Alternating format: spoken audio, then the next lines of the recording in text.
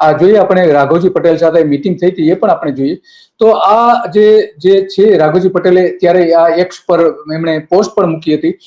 તો ખેડૂતોએ જમીનના માલિકી હક ગુમાવવાનો વારો નહીં આવે એવું કહેવામાં આવ્યું હતું, પરંતુ ખેડૂતોએ ભારે મોટા વિરોધ પણ કર્યો હતો. ભૂપેન્દ્ર ચુડાસમા ત્યારે કૃષિ પ્રધાન હતા જ્યારે આ જાહેરાત કરવામાં આવી હતી ત્યારે, અને એમણે એવું કહ્યું કિસાન પુત્રને પોતાની જમીનના માલિકી હક ગુમાવવાની ભીતિ નથી, તે કાયદાની છત્ર હેઠળ દૂર થશે એવું કહ્યું. તો આ રાઘવજી પટેલ સાથે જે ખેડૂતોએ આગેવાનો અને બટાકા પકવતી કંપનીઓ જે છે, ખરીદ કરતી કંપનીઓ સાથેના મીટિંગ છે, અને ખેડૂતોએ વાંધો ઉઠાવ્યો હતો કે આ કંપની અમારી સાથે છેતરપિંડી કરી છે અને એનો વિરોધ કર્યો હતો, એટલા માટે આ મીટિંગ બોલાવી હતી અને બંને વચ્ચે સમાધાન કરવાનો રાઘવજી પટેલે પ્રયત્ન પણ કર્યો હતો. આ જ પ્રકારે નરેન્દ્ર મોદી જયારે વડાપ્રધાન થયા ત્યારે એમણે આ 3 કૃષિ કાયદા જે લાવેલા, જેને ખેડૂતોએ કાળા કાયદા તરીકે ઓળખાવેલા, અને પછી એમાં આંદોલન થયું અને 700 ખેડૂતોના મોત થયા.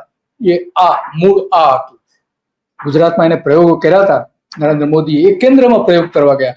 ગુજરાતમાં જે રીતે નિષ્ફળ ગયા એ જ રીતે ત્યાં પણ એ નિષ્ફળ ગયા અને 3 કાયદાઓ પાછા ખેંચવા પડ્યા નરેન્દ્ર મોદીએ 700 ખેડૂતોના ભોગ પછી.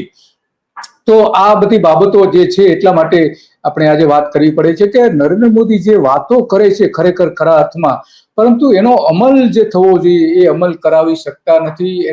એના તમામ પાસાઓનો એ વિચાર કરી શકતા નથી.